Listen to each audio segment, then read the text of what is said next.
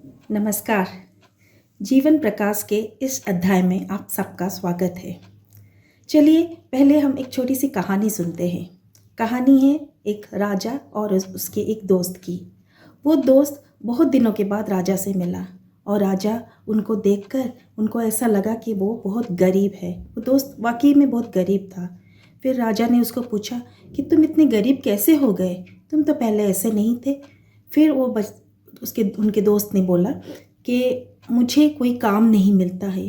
काम में नहीं मिलने का कारण है वो थोड़ा आलसी टाइप का था और वो उसी वजह से कोई भी उनको काम देने के लिए राज़ी नहीं था। काम नहीं होता था तो पैसे भी नहीं आएंगे, काम नहीं होने से पैसे आते नहीं है ना। तो और पैसे नहीं आते हैं तो गरीबी तो आता ही आता है। फिर क्या हुआ, राजा ने उसकी बात को समझा और बोला ठीक है, कोई बात नहीं, पहले आज मैं तुम्हें एक मौका देता हूँ। तुम जाओ, आज शाम होने से पहले मेरे जो भंडार है वहाँ पे जाकर अपनी मर्ज़ी जितना जी चाहे उतना पैसा और जेवरात ले आओ। फिर वो उनके दोस्त जो थे वो बहुत ही खुश हो गया। फिर खुशी खुशी दौड़ के अपना घर गया। फिर अपनी पत्नी को सारी बात समझाया।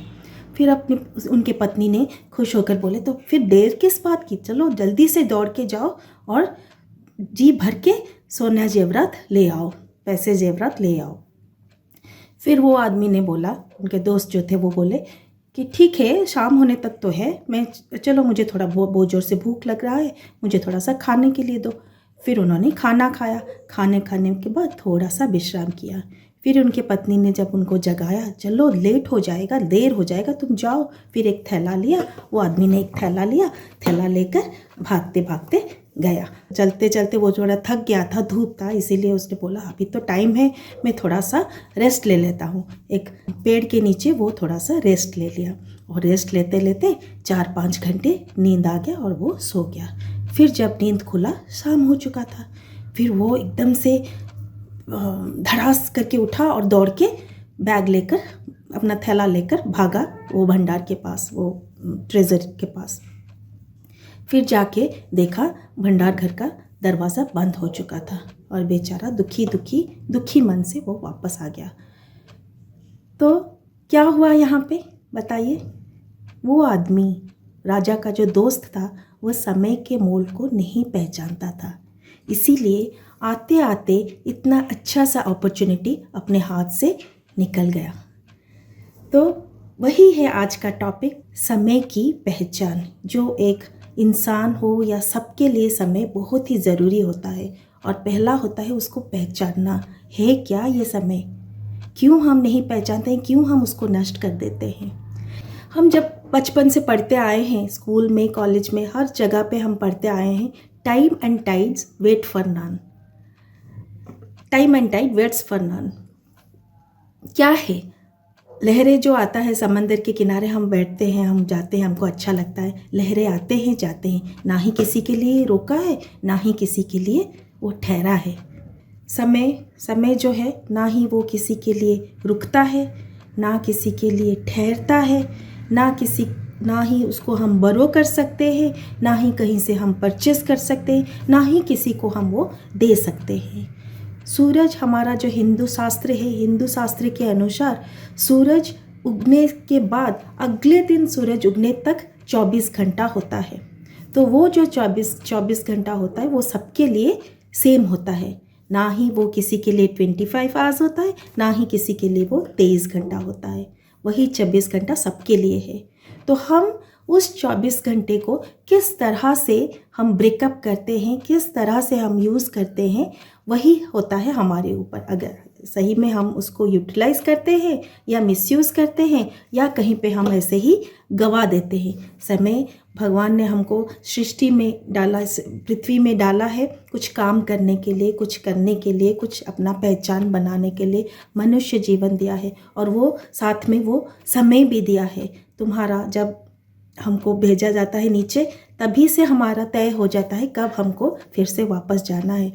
तो बर्थ टू डेथ जो होता है ना, BCD, बर्थ टू डेथ जो होता है, बीच में जो C होता है वो अपना चॉइस होता है। हम उसको किस तरह से यूज़ करेंगे, किस तरह से हम अपना जीवन को आगे लेके जाएंगे। तो वो चॉइस होता है वही टाइम के साथ ही, ये पर्टिकुलर टाइम हमारे लिए है और उस टाइम को हम किस तरह से यूज़ करते हैं।